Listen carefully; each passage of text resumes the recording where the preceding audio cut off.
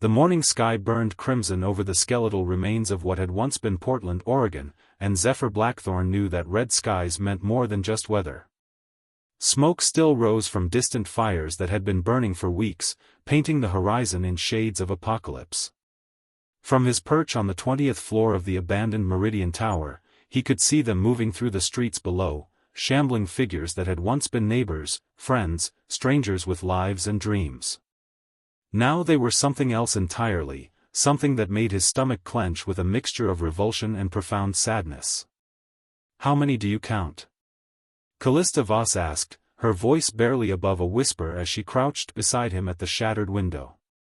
Her medical training had taught her to observe carefully, and even in this new world of horrors, she found herself cataloging details with clinical precision. The infected moved differently in the morning light, sluggish and disoriented, as if the sun confused whatever neural pathways still functioned in their deteriorating brains. 43 in the immediate vicinity, Zephyr replied, lowering his binoculars. 57 if you count the cluster near the pharmacy. His weathered hands betrayed the tremor that had started 3 days ago when they'd lost Marcus to a bite that had seemed so minor, so treatable. Callista had done everything she could, but the infection spread with merciless efficiency, and they'd been forced to make a choice that would haunt them all. Behind them, the others stirred in their makeshift camp. Theron Ashworth, barely 19 but already aged beyond his years by the collapse of civilization, carefully cleaned his crossbow with the methodical precision of someone who understood that attention to detail meant the difference between life and becoming one of those things below. His younger sister had been among the first wave of infected, and the memory of her final moments drove him to a level of preparedness that bordered on obsessive. Indira Salas emerged from the stairwell, her former military bearing evident in every measured step despite the exhaustion that lined her dark features. She'd been a captain in the Army Corps of Engineers before the outbreak, and her tactical mind had kept them alive through 3 major evacuations and countless smaller skirmishes. Radio chatter picked up something interesting, she said, setting down her pack with careful silence. There's a group calling themselves the Sanctuary Coalition broadcasting from the coast. They claim to have a sustainable settlement, medical facilities, even some kind of research operation. Oleander Greymond looked up from the corner where he'd been teaching young Lyraliaichin how to properly sharpen a blade. At 68, he was the oldest member of their group, a former philosophy professor whose gentle wisdom had become their moral compass in a world that seemed to have abandoned morality entirely. Research operation, he repeated thoughtfully. That could mean they're working on a cure, or it could mean they're working on something far more sinister. Lyralii, whose expertise with electronics and communications had proven invaluable in their post-apocalyptic world, adjusted the small radio she'd been tinkering with for the past week. At 24, she'd been a graduate student in computer engineering when the outbreak began, and her ability to jury-rig technology from scavenged parts had saved them more times than anyone could count. "The signal's strong," she said, her voice carrying a note of cautious optimism. "Whoever they are, they've got serious broadcasting equipment. That suggests infrastructure, organization, resources." Caspian Tori, who had been quietly organizing their dwindling supplies, looked up with the expression of someone who had learned to weigh hope against harsh reality. His background as a professional scavenger, though he'd never called it that before the world ended, had given him an uncanny ability to find useful materials in the most unlikely places. "Resources also mean they're worth protecting," he pointed out. "The kind of place that attracts not just survivors, but the kind of survivors who don't mind taking what others have built." The group fell silent, each lost in their own thoughts about what the broadcast might mean for their future. They'd been together for 2 months now, thrown together by circumstance and held together by necessity, but somewhere along the way they'd become something more than just a survival group. They'd become a family, albeit one forged in the crucible of humanity's darkest hour. Zephyr stood slowly, his joints protesting after a night spent on the concrete floor. Through the window, the infected below continued their aimless wandering, occasionally pausing to investigate sounds or shadows that caught their attention. "We need to make a decision," he said finally. "We can't stay here much longer.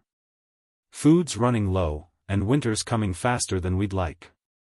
If this sanctuary coalition is real, if they really do have medical facilities and research capabilities. He trailed off, unwilling to voice the desperate hope that maybe, just maybe, someone was working on a way to end this nightmare. The weight of leadership had never felt heavier than it did in that moment, with 6 lives depending on his ability to choose correctly between the known dangers of staying and the unknown risks of leaving. Outside, Portland continued its slow decay under the merciless autumn sun, while inside, 7 survivors prepared to make a choice that would determine whether they lived to see another dawn. The debate raged for 3 hours, conducted in hushed tones that wouldn't carry beyond their 20th floor refuge. Indira had spread out a collection of maps across the dusty conference table they dragged from an adjacent office, each route to the coast marked with different colored pencils that indicated everything from zombie population density to known hostile human settlements. The mathematics of survival had become brutally simple. Every mile traveled increased their risk of death, but staying in place guaranteed slow starvation. The coastal highway is completely compromised, Indira said, tracing her finger along the red marks that indicated areas where massive hordes had been spotted. Satellite imagery from before the communication networks went down showed thousands of infected flowing out of Seattle and Vancouver. They'd be following the coastline south, probably attracted by the sounds of other survivors trying to reach the same destination we are. Theron looked up from cleaning his arrows, his young face grave with the weight of premature responsibility. What about the inland route through the Cascade Mountains? It's longer, but the population density was lower to begin with. Fewer people means fewer infected, right? His voice carried the particular kind of hope that belonged to someone who had lost everything but refused to surrender to despair.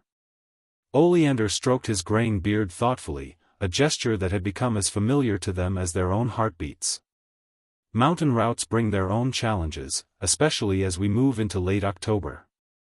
Early snow, limited shelter, and if we encounter infected in a narrow canyon or mountain pass, our options for escape become severely limited. His academic background had taught him to consider all variables, even the ones that painted uncomfortable pictures. Callista examined their medical supplies with the systematic attention she'd once reserved for patient charts. We have antibiotics for another week, maybe 10 days if we're careful. Pain medication for 3 days. If anyone gets seriously injured. She didn't need to finish the sentence. They all understood that in this new world, even minor injuries could become death sentences without proper medical care. Lyralii had been silent for most of the discussion, focused on adjusting the radio's frequency range in hopes of picking up additional broadcasts that might provide more information about their destination. I've been thinking about the timing of these transmissions, she said suddenly, causing everyone to look in her direction. They broadcast at specific intervals, always the same duration, always the same basic message structure. That level of organization suggests military discipline, but the content feels too civilian, too welcoming. Caspian nodded slowly, understanding the implications. His experience dealing with various groups of survivors had taught him to read between the lines of what people said versus what they actually meant. Could be a trap. Set up a fake safe haven, broadcast just enough hope to draw in groups like us, then take whatever resources we've managed to collect. Wouldn't be the first time someone's used desperation as a weapon. The possibility hung in the air like smoke, poisoning their fragile optimism. Zephyr found himself thinking about the last group they'd encountered, 3 weeks ago near the ruins of Salem. They'd seemed friendly enough at first, offering to share information about safe routes and resource locations. It wasn't until Indira noticed the human bones near their camp that they'd realized the true nature of their hospitality. There's something else we need to consider, Callista said quietly, her medical training compelling her to voice the thought that everyone had been avoiding. The infection rate has been accelerating. Not just the speed of transmission, but the aggression levels of the infected. They're hunting more actively, showing coordination patterns we hadn't seen in the early weeks. If someone really is conducting research, understanding what's driving that evolution could be crucial for all of us. Theron's grip tightened on his crossbow. My sister, he said, his voice barely audible. In the end, she wasn't just mindless anymore. She was looking at me, really looking, like she was trying to remember something important. What if they're not just getting more aggressive? What if they're getting smarter? The implications of that possibility sent a chill through the group that had nothing to do with the approaching winter. An enemy that was both relentless and intelligent represented a threat beyond anything they'd prepared for. Oleander closed his eyes, his philosopher's mind grappling with questions that had no comfortable answers. Outside, the afternoon light was beginning to fade, and with darkness would come increased activity from the infected below. They moved more confidently at night, their remaining senses somehow more acute in the absence of daylight. The group had learned to be absolutely silent after sunset, communicating only through hand signals and predetermined gestures. "We vote," Zephyr said finally, his voice carrying the authority that had emerged naturally during their weeks together. "All in favor of attempting to reach the Sanctuary Coalition, understanding the risks and accepting that we might be walking into a trap."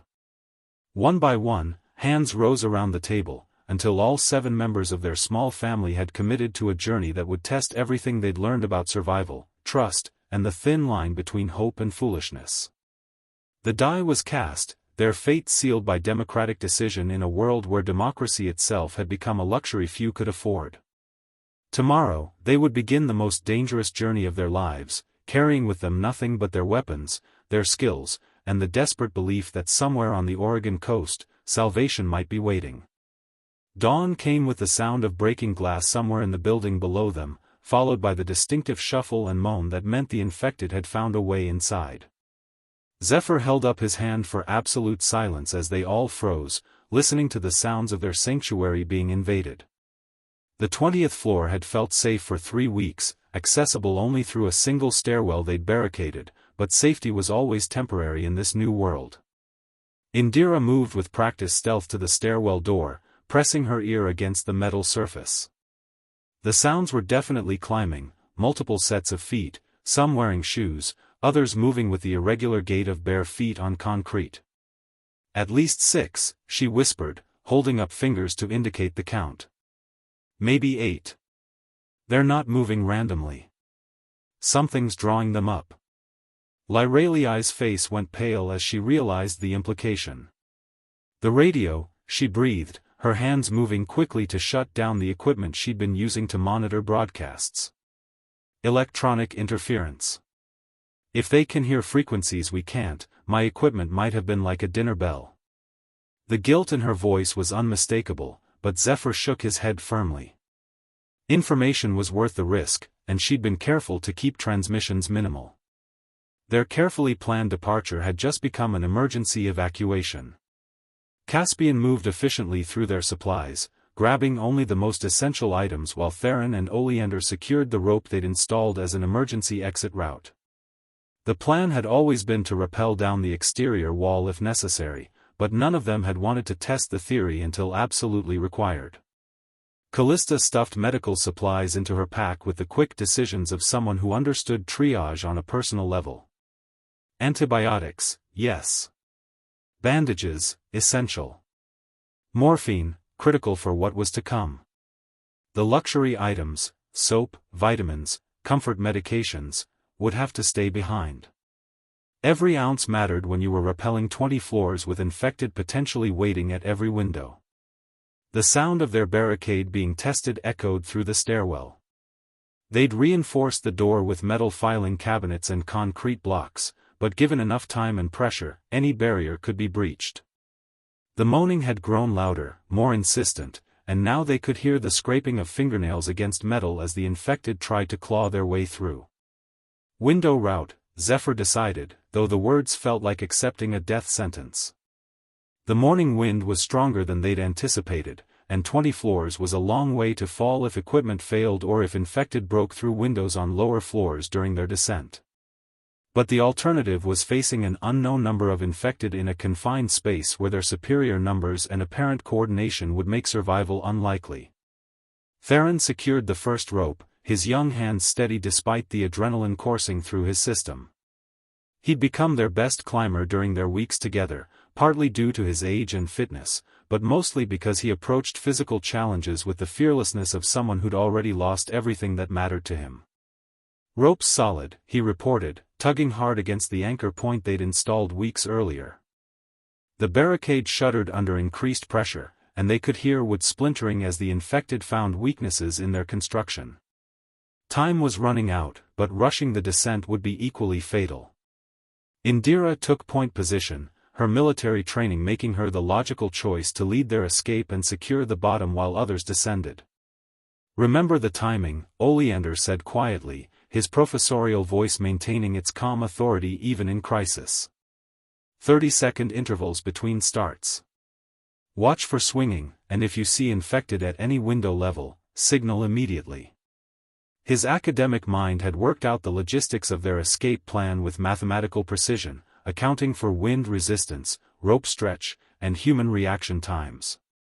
Indira disappeared over the edge first, her descent smooth and controlled despite the morning wind that threatened to slam her against the building's facade. From below, they could hear the occasional scrape of her boots against concrete as she navigated around architectural protrusions and broken windows. Each sound felt like a gunshot in the relative quiet of early morning.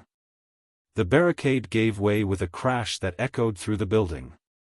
Infected poured through the doorway like water through a broken dam, their movements more coordinated than anything they'd witnessed before. These weren't the shambling, confused creatures they'd grown accustomed to avoiding. These infected moved with purpose, immediately scanning the room and focusing on the window where Lyralii was preparing to descend. "Go, go, go!" Zephyr shouted, abandoning their careful timing in favor of immediate escape. Lyralii went over the edge without hesitation, followed immediately by Callista, whose medical pack swayed dangerously in the wind. The infected rushed toward the window, but their coordination didn't extend to understanding the concept of rappelling. Several tumbled over the ledge in their eagerness to pursue, their bodies hitting the ground far below with sickening impacts.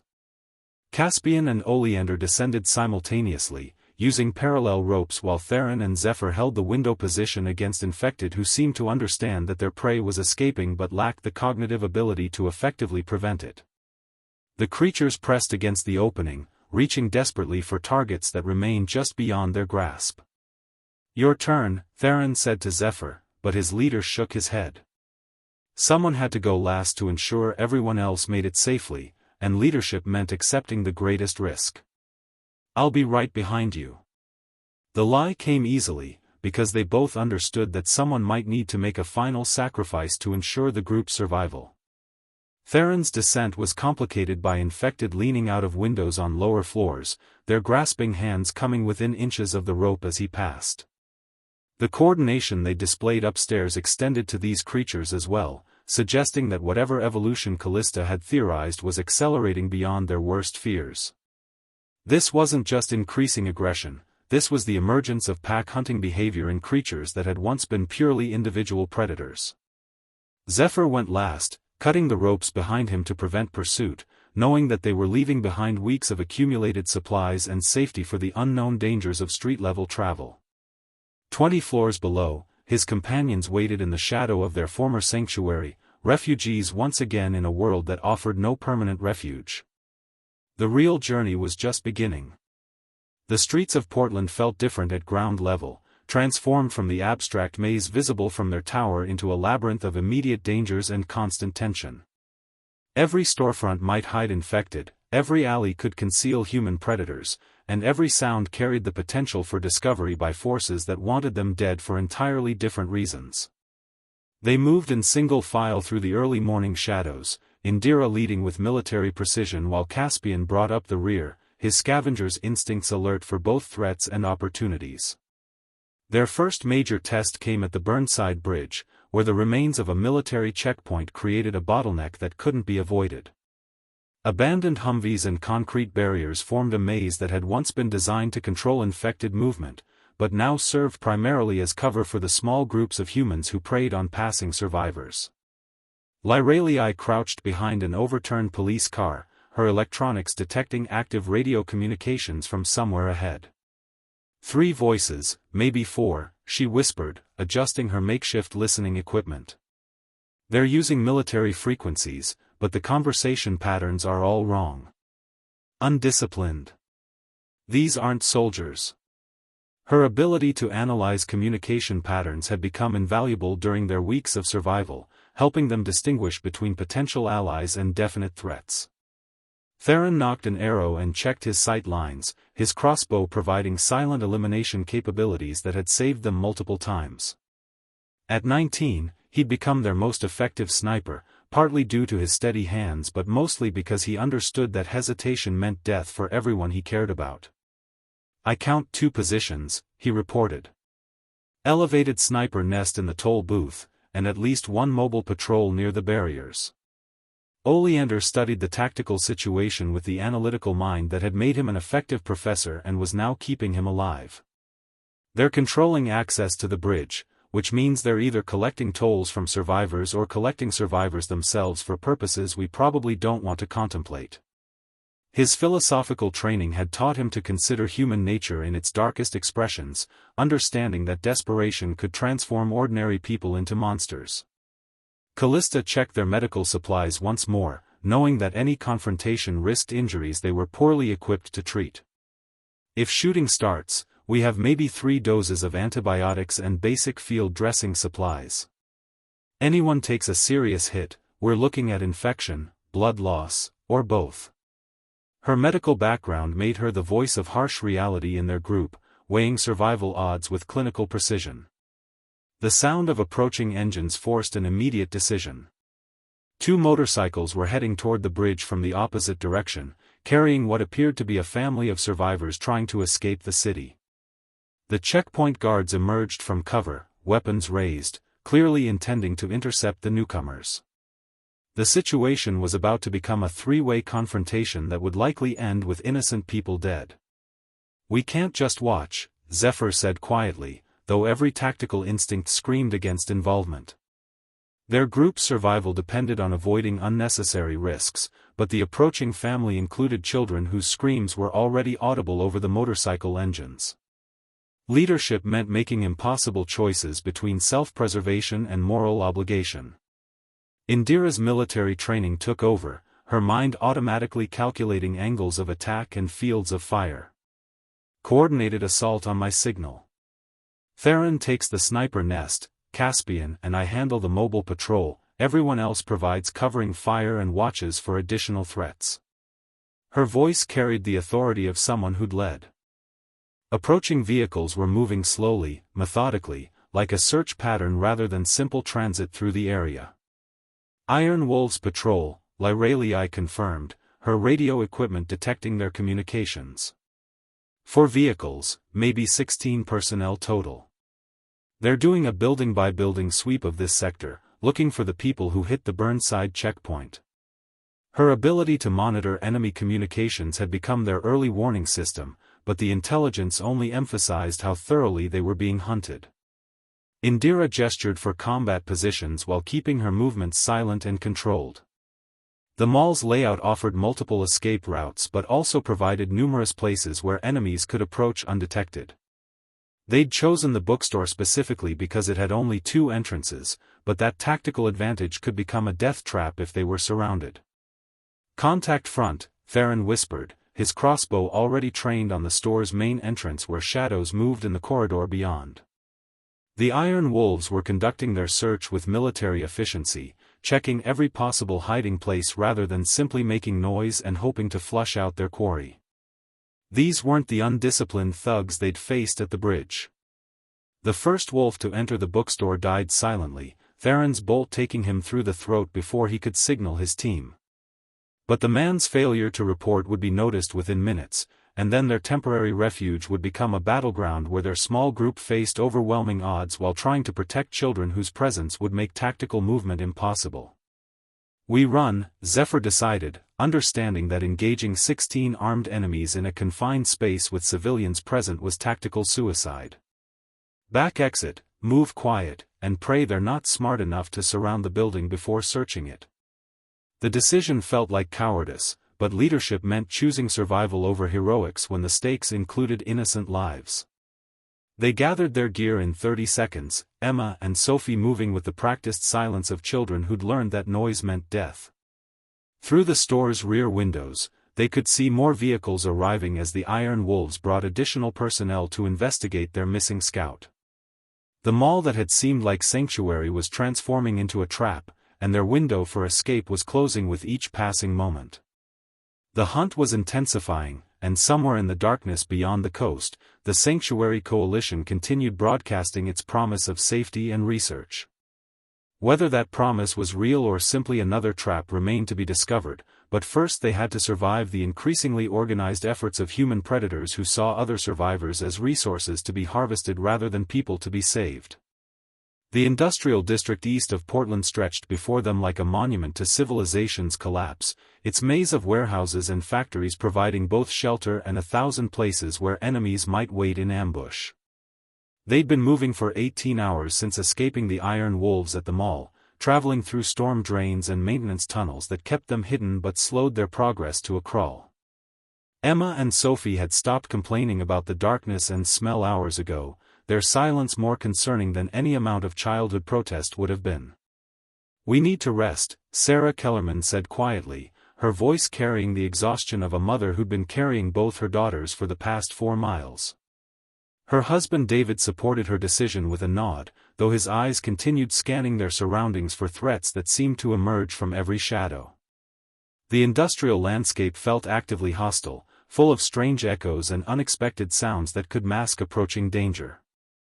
Lyralii found them shelter in an abandoned electronics assembly plant, its clean rooms and metal construction providing better security than most alternatives. Her radio equipment picked up decreased Iron Wolves communications, suggesting their pursuers had either given up the immediate hunt or expanded their search pattern beyond the group's current location. "Signal traffic indicates they're focusing on highway checkpoints now," she reported. "They think we're trying to leave the city by vehicle." Indira studied her maps while Theron and Caspian established perimeter security around their temporary refuge. The industrial district offered several route options toward the coast, but each path carried its own risks and complications. "We're looking at 2 basic choices," she explained, her military mind processing tactical options. "Northern route through Forest Grove takes us around most of the organized human settlements, but puts us directly through areas with heavy infected concentrations. Southern route through McMinnville means more potential contact with hostile survivor groups, but fewer infected." Oleander helped Emma and Sophie construct a small shelter from factory equipment and salvaged materials, his professorial patience transforming their dire circumstances into something resembling an adventure. "What would you choose if you were the leader?" he asked them gently, understanding that giving children agency over their situation helped them process trauma more effectively. Their whispered conference produced a preference for the way with fewer bad people, displaying wisdom that transcended their years. Callista examined everyone for injuries and signs of illness, her medical training extended to psychological assessment as well as physical care. The stress of constant flight was taking its toll on all of them, but the children were showing particular signs of trauma that could manifest in dangerous ways. "We need to maintain routines," she advised quietly. "Regular meals, consistent sleep schedules, normal social interactions. Children need stability to prevent psychological breakdown." The abandoned factory around them told its own story of rapid evacuation and societal collapse. Personal belongings scattered among workstations suggested that the outbreak had reached this area while people were still trying to maintain normal lives. Photographs of families, coffee mugs with encouraging slogans, desk toys, and personal decorations created a museum of humanity's final normal day. "Radio contact," Lyralii announced suddenly, her equipment detecting a transmission on the emergency frequency they'd been monitoring. The signal was weak and intermittent, but the content made everyone stop what they were doing to listen. A group calling itself the Mountain View Collective was requesting assistance, reporting that they were under siege by infected and running low on ammunition. "How far?" Zephyr asked, though he already suspected the answer would force another impossible decision between self-preservation and moral obligation. Their group was already stretched beyond its tactical limits with the addition of the Kellerman family, but the distress call represented people who would die without assistance. 8 miles northeast, Indira calculated, tracing potential routes on her map. Through territory we haven't scouted, with unknown infected concentrations and possible iron wolves activity. If we respond, we're looking at a minimum 12-hour detour, probably longer if we encounter resistance. Her military training emphasized mission focus, but her humanity rebelled against ignoring people in immediate danger. David looked at his daughters, then at the other adults who'd already risked everything to save his family. "You've done enough for us," he said quietly. "If you need to help these people, we understand. Sarah and I can take the girls and find our own way to the coast." His offer was genuine, but they all understood that a family with 2 young children would have minimal survival chances traveling alone. Theron stood at one of the factory's broken windows, watching the evening shadows lengthen across the industrial landscape. "My sister," he said suddenly, his young voice carrying a weight that belonged to someone much older. "She was trapped in a building when the outbreak hit. I always wondered if she was calling for help while I was running away." The confession hung in the air like a challenge to their collective conscience. The transmission repeated, growing weaker with each broadcast as the Mountain View Collective's power systems failed. In the background, they could hear gunfire and screaming, the sounds of a community making its final stand against overwhelming odds. The moral arithmetic was brutal: risk everyone to save strangers, or preserve their current group at the cost of allowing others to die.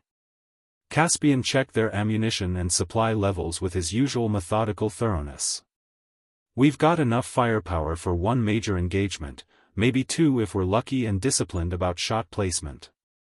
After that, we're looking at hand-to-hand combat or running away." His scavenger's assessment reduced their capabilities to cold numbers, but the mathematics of survival demanded honest evaluation. "We vote," Zephyr said, understanding that this decision was too significant for unilateral leadership. "All in favor of responding to the distress call, understanding that it might mean death for everyone here, including 2 8-year-old girls who didn't choose to be part of this." The vote was close, decided by a single hand, but democracy had spoken. They gathered their gear as darkness fell over the industrial wasteland, preparing to risk everything for people they'd never met in a world where strangers were usually enemies. The Sanctuary Coalition continued its broadcasts from the distant coast, promising research and safety to survivors who could reach their location. But first, there were people dying 8 miles away who needed help that only they could provide. The factory fell silent behind them as they disappeared into the maze of warehouses and loading docks, carrying hope and weapons in equal measure toward a confrontation that would test everything they'd learned about survival, sacrifice, and the cost of maintaining humanity when humanity itself seemed lost. The Mountain View Collective's compound had once been a community college campus, its brick buildings and defensive walls now serving as the final refuge for 43 survivors who had transformed classrooms into armories and dormitories into medical facilities. When Zephyr's group arrived, they found the community under siege by an infected horde whose numbers defied everything they thought they understood about zombie behavior patterns. These weren't the scattered, disorganized creatures they'd grown accustomed to avoiding. This was coordinated assault by hundreds of infected moving with purpose and intelligence. "They've been surrounding us for 3 days," explained Commander Elena Vasquez, the former campus security chief who'd emerged as the community's leader. Her weathered face showed the strain of sleepless nights spent coordinating defense against an enemy that seemed to learn from each failed assault. "Started with small probing attacks, testing our defenses. Now they're using tactics. Actual military tactics." From the campus bell tower, Indira observed the siege through binoculars while Theron counted ammunition stores with growing concern. The infected had established what could only be described as siege lines, with different groups positioned to prevent escape while others worked systematically to breach the compound's walls. "I count at least 300, Indira reported. They're organized into distinct units with specific objectives. This isn't random behavior." Lyraliai's electronic equipment detected radio emissions from within the infected horde itself, a discovery that challenged everything they thought they knew about the creatures that had once been human. "Someone's coordinating them," she said quietly, her voice carrying disbelief and growing horror. The signals are weak, but they're definitely artificial. Electronic coordination of infected movement patterns. Dr. Marcus Webb, the college's former biology professor who now served as the collective's chief researcher, confirmed their worst suspicions with data that painted a terrifying picture of infection evolution. "We've been studying specimens for weeks," he explained, leading them through a makeshift laboratory where infected tissue samples revealed cellular structures that had never existed in nature. The infection isn't just reanimating dead tissue anymore. It's creating entirely new neural pathways, new forms of intelligence. Emma and Sophie stayed close to their parents in the college's fortified cafeteria, where other children played quiet games while adults prepared weapons and planned defensive strategies. The normalcy of childhood activities felt surreal against the background of sophisticated siege warfare being conducted by creatures that had once been teachers, students, and staff at this very institution. The electronic signals are coming from infected who were involved in communications technology before the outbreak, Dr. Webb continued, his scientific fascination warring with obvious terror at the implications. Radio technicians, computer programmers, telecommunications engineers. The infection isn't just preserving their technical knowledge, it's combining it into something resembling a collective intelligence. Callista examined the community's medical facilities while helping treat wounded defenders, her training supplemented by Dr. Webb's research into infection progression patterns. "We're seeing evidence of coordinated mutation," she reported grimly. "The infected aren't just getting smarter, they're developing specialized roles within their social structure. Scouts, coordinators, assault specialists." The siege intensified as darkness fell, with infected using the cover of night to position themselves for what appeared to be a coordinated final assault. The community's defensive preparations felt inadequate against an enemy that could plan and adapt, especially when ammunition supplies were running low and reinforcements consisted of 7 exhausted survivors and a family with 2 young children. "We need to break the siege," Zephyr realized, his leadership instincts recognizing that static defense against superior numbers would inevitably fail. "Hit their coordination centers, disrupt their command structure, force them back to individual behavior patterns." The strategy was logical, but implementing it meant venturing outside the compound's protective walls to engage hundreds of infected in direct combat. Oleander worked with Dr. Webb to analyze infected behavior patterns, his philosophical training helping identify the logical structures underlying their apparent strategy. "They're operating on multiple levels of organization," he observed, studying behavioral data with academic fascination. "Individual infected retain basic motor functions and aggression. Small groups develop pack hunting behaviors. But the large-scale coordination suggests something entirely new."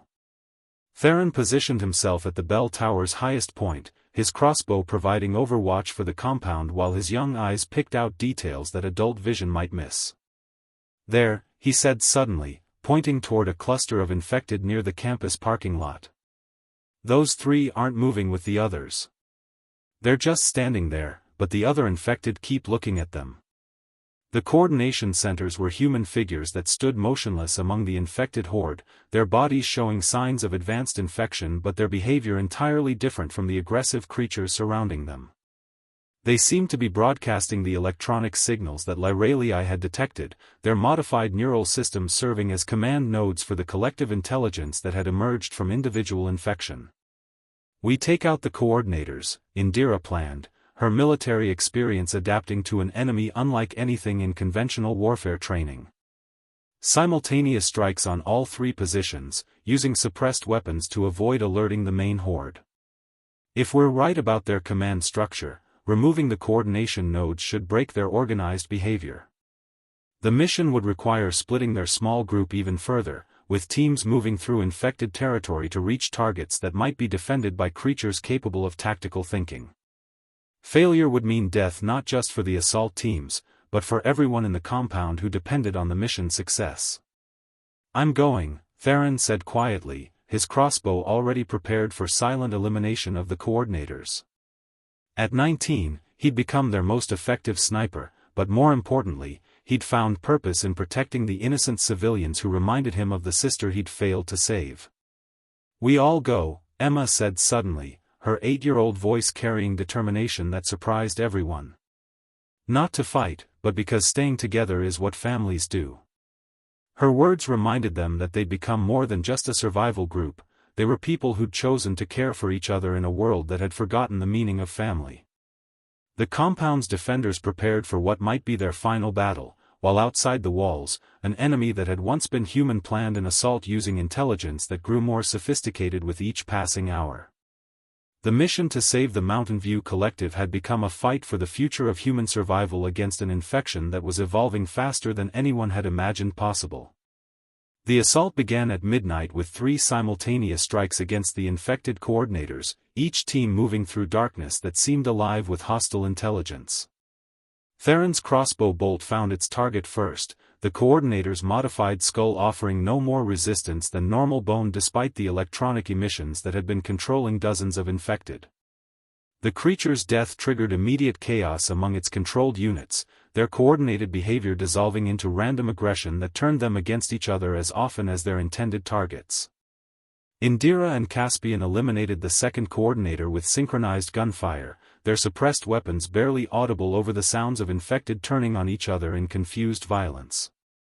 The tactical coordination that had made the siege so effective evaporated as individual creatures reverted to basic aggressive patterns, wandering aimlessly or attacking whatever movement caught their attention. The third coordinator proved more challenging, positioned among a cluster of infected that seemed to retain some group cohesion even after the other command nodes were eliminated. Zephyr and Oleander approached through the college's maintenance tunnels, emerging near the parking lot where their targets stood motionless amid creatures that moved with diminished but still noticeable coordination. "Backup system," Lyraliai's voice crackled through their radio communications as she monitored electronic signals from the compound. "The third coordinator is operating on a different frequency, independent of the other two. It's adapting to the loss of the primary network." Her electronic surveillance revealed an intelligence that could modify its own systems in real time, suggesting infection evolution that went beyond anything they'd imagined. The battle for the college compound raged through the early hours of morning, with infected fighting each other as often as they attacked the human defenders. Dr. Webb documented the chaos from his laboratory, his scientific mind recording behavioral data even as his community fought for survival around him. The breakdown of infected coordination had saved them, but the implications of what they'd witnessed painted a terrifying picture of humanity's future. "We can't stay here," Commander Vasquez announced as dawn revealed the extent of infected casualties scattered across the campus grounds. "If the infection is developing coordinated intelligence, this location is compromised. They'll be back with better tactics, stronger coordination, probably within days." Her security experience recognized that they'd won a single battle in a war that was evolving beyond conventional survival strategies. The Mountain View Collective began immediate evacuation procedures, 43 survivors preparing to abandon a community they'd built through weeks of careful work and sacrifice. Dr. Webb packed his research materials with the desperate hope that someone, somewhere, might be able to use his data to understand and possibly counter the infection's evolution. Emma and Sophie helped pack supplies with the practiced efficiency of children who'd learned that home was wherever their family happened to be safe. Their resilience amazed the adults who'd watched them adapt to circumstances that would have broken most grown people, but their presence also reminded everyone of what they were fighting to preserve. "The Sanctuary Coalition," Lyraliai announced suddenly, her radio equipment detecting a new transmission on the emergency frequencies they'd been monitoring. "They're reporting successful development of infection countermeasures, requesting immediate evacuation of all survivor groups to coastal research facilities." The broadcast provided coordinates and promised medical treatment, research support, and protected communities for refugees. The 54 survivors who now comprised their extended group faced another impossible decision. Trust the coastal promises of people they'd never met, or continue wandering through territory where the infected were developing military intelligence and human predators controlled major transportation routes. The mathematics of survival favored movement toward potential sanctuary, but experience had taught them that promises were often traps. We go to the coast, Zephyr decided, his leadership tested by choices that carried life-or-death consequences for people who'd come to trust his judgment. But we go carefully, prepared for the possibility that the Sanctuary Coalition is exactly what it claims to be, or exactly the opposite. His words carried the weight of someone who'd learned that hope and paranoia were equally necessary for survival. The journey resumed with a much larger group, 54 people including children, elderly, injured, and researchers whose work might prove crucial for humanity's survival. Their convoy of scavenged vehicles moved through autumn landscapes that showed increasing signs of organized infected activity, suggesting that the intelligence they'd encountered at the college was spreading throughout the infected population. 3 days later, they reached the Oregon coast where radio towers broadcast continuous messages from the Sanctuary Coalition. The facility occupied a former naval station, its concrete structures and defensive positions suggesting serious military capability. But the broadcasts that had guided them across hundreds of dangerous miles now seemed different, their welcoming tone carrying undertones that spoke of control rather than cooperation. Research facility, Dr. Webb observed as they studied the compound through binoculars from a safe distance. But not for developing countermeasures. Those are containment structures, experimental facilities designed for studying live subjects. His scientific training recognized the architecture of a place where human beings would be treated as test subjects rather than rescued survivors. The realization struck them with crushing finality. The Sanctuary Coalition wasn't developing cures, they were studying infection evolution using captured survivors as experimental subjects. The promises of safety and medical care were recruitment tools designed to gather test subjects for research that treated human beings as disposable laboratory animals. Emma looked up at Zephyr with 8-year-old eyes that had seen too much of humanity's capacity for both kindness and cruelty. "We're not going in there, are we?" she asked quietly, her question carrying understanding that transcended her years. The coastal sanctuary they'd traveled so far to reach was just another form of death, packaged in false promises and scientific justification. "No," Zephyr replied, his voice carrying the weight of a leader who'd guided 54 people through hell only to discover that their destination was another form of the same nightmare. "We keep going. We find our own sanctuary, build our own community, protect each other." His words created their own promise, a commitment to human dignity in a world that had forgotten what dignity meant.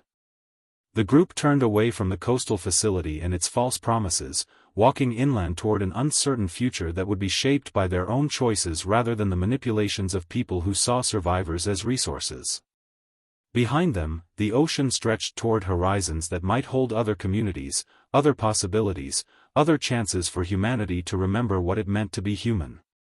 The infection continued evolving, human predators continued hunting, and winter continued approaching, but 54 people walked together through the Oregon wilderness carrying something more valuable than weapons or supplies. They carried the knowledge that families could be chosen, that survival meant more than just staying alive, and that hope remained possible even when all the promised sanctuaries turned out to be lies. In the distance, radio towers continued broadcasting their deceptive promises to other groups of desperate survivors, while somewhere in the growing darkness, the infected developed new forms of intelligence that would challenge everything humanity thought it knew about the enemies that had once been their neighbors, friends, and loved ones.